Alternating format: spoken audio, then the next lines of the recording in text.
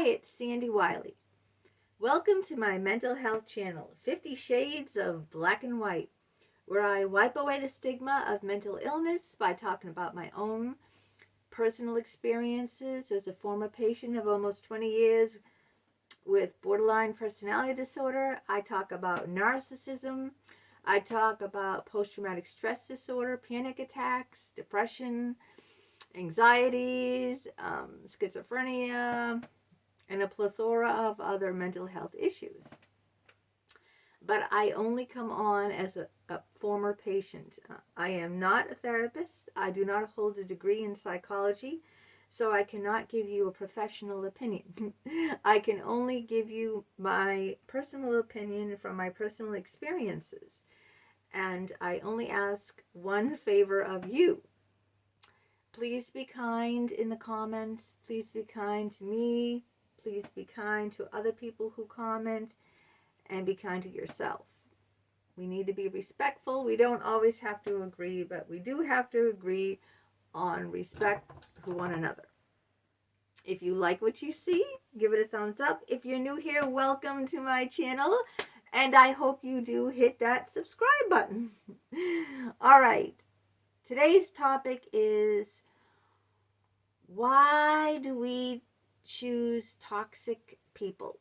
Why do we attract? That's it. Why do we attract toxic people in our lives? Okay, ever ask yourself that question? Is like, why am I always attracting the wrong men? Or why am I always attracting the wrong woman? Or why, do I always end up at the bottom of the totem pole? But why do people always abuse me? Why do I always end up getting hurt? Why am I always left out? Why am I always so lonely? Why am I always, why do people always walk all over me?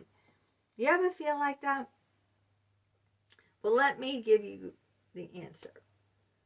You're not choosing to attract toxic people, because toxic people aren't picky. They will go to anyone. What you are choosing is to entertain them, okay? And that's the issue that you need to work on.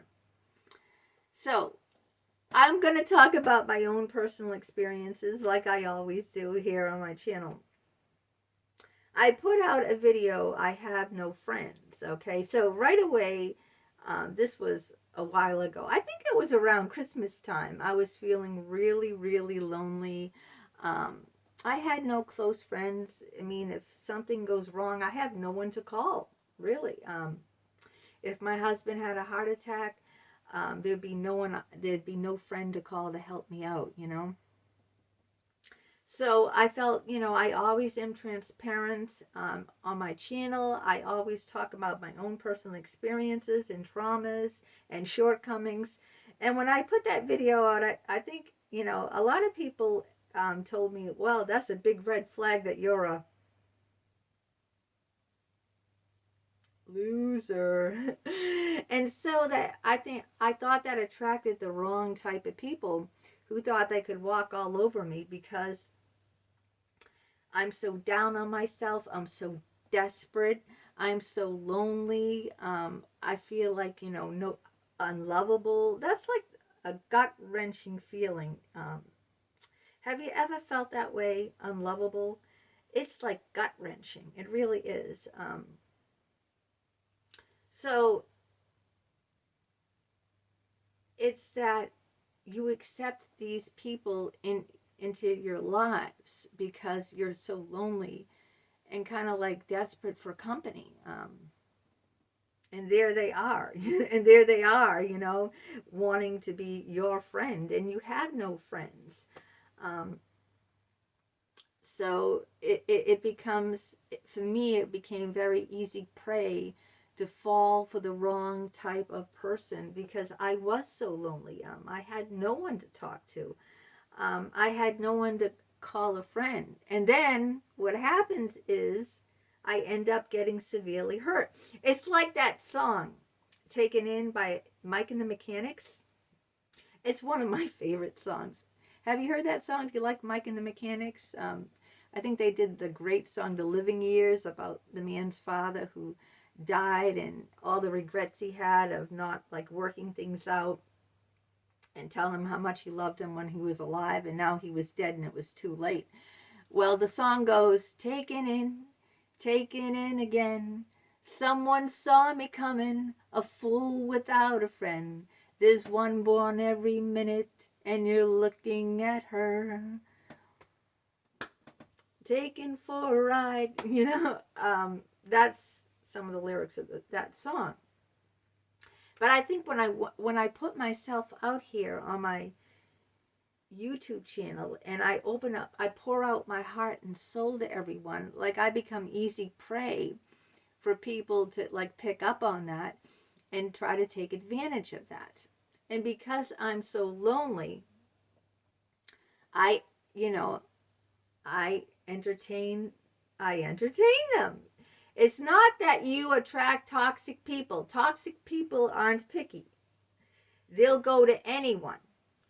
You choosing to entertain them is the issue you need to work on.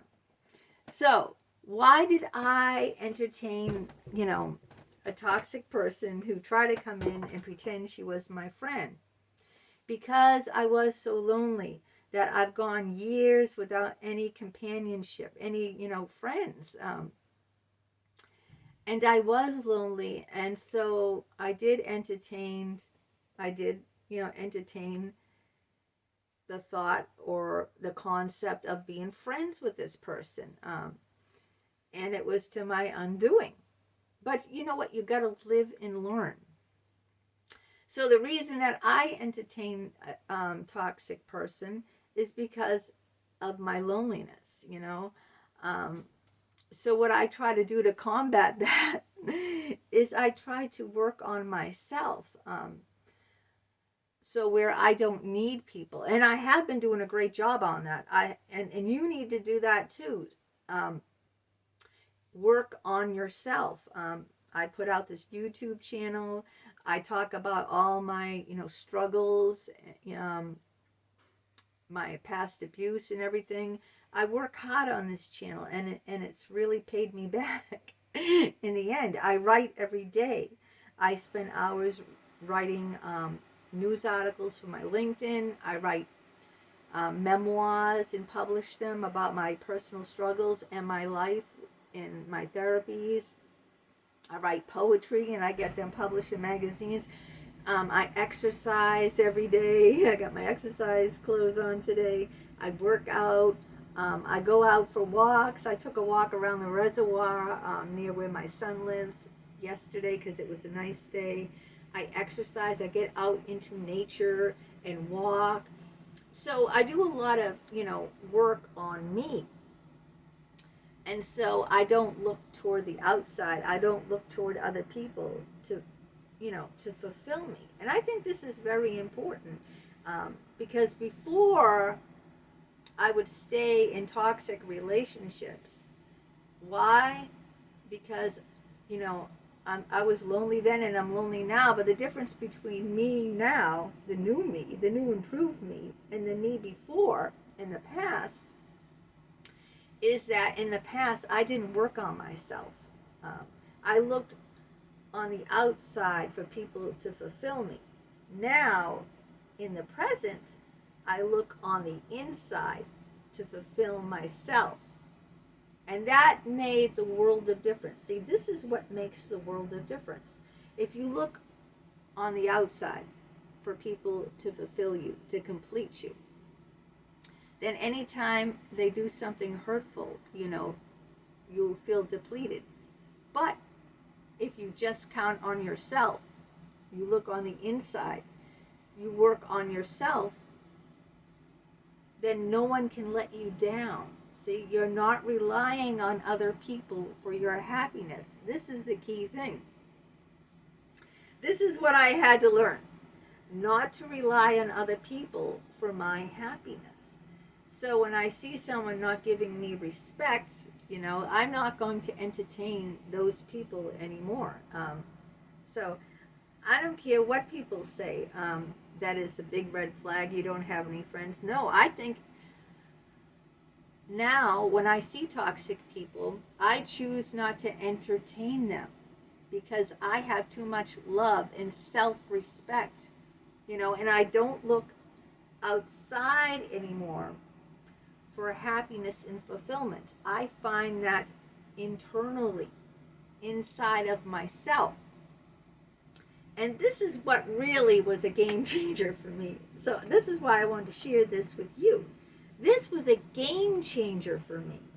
No longer looking, on the outside. Before, it was just like, I have to have friends. I have to. It's not normal not to have friends. There's something wrong with me that I don't have friends. No, there isn't. There's nothing wrong with wanting self-respect. That's healthy. I think that is healthy. There's nothing wrong with saying no to someone who's going to hurt you. That is healthy. That's a step in the right direction. That is healthy behavior. There's nothing wrong with saying, no, no, no. There's nothing wrong with having boundaries. Boundaries are very, very helpful. Boundaries, I never had boundaries before. You don't need a boyfriend, a husband, a wife, a girlfriend to compliment you, to make you a whole person. There's no such thing. People think like, oh, my other half, my soulmate, my soulmate is out there. My other half, my better half, they're always looking outwardly. That's the whole problem with this world. Everyone is looking outwardly instead of taking a step back and looking inside, inwardly. If you work on yourself, build yourself up, then you're not going to entertain those toxic people anymore. Then you're going to shut them down. You're not going to entertain them. You're going to put up your boundary and say no. You're going to have enough self-respect. So this is what I learned, and this is what I'm trying to bring to you, that yes, being extremely lonely, not having a pal to talk to, I would love to have someone to call and talk and be able to share my life with, be able to talk about, when I'm feeling low, someone to build me up, someone, and that's what friendships do, they build you up. I would love that, but hey, you know what? If that isn't meant for me at this time or whatever, so be it. I'm not looking, I'm not, going to entertain toxic people just because I happen to be extremely lonely. I've learned to become my own best friend.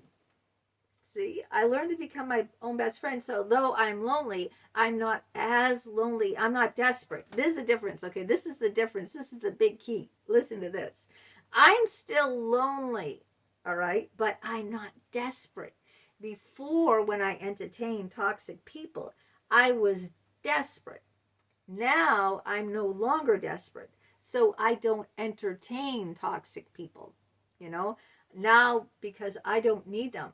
I don't look on the outside for fulfillment. I look deep. I look internally on the inside. Okay? So now, and how do you not be desperate? Because you work on you. You work on you. Every day you work on you. I work on me. I'm better than I was before. I've cut my drinking back to only 2 glasses of wine. I know you should only drink 1 glass of wine. It says in the health, whatever, you should read that. But, I'm not perfect.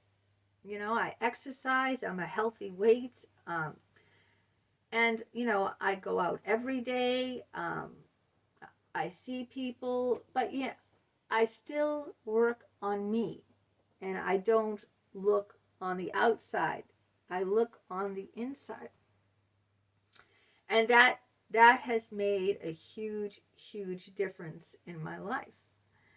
And I hope that can make a huge difference in your life.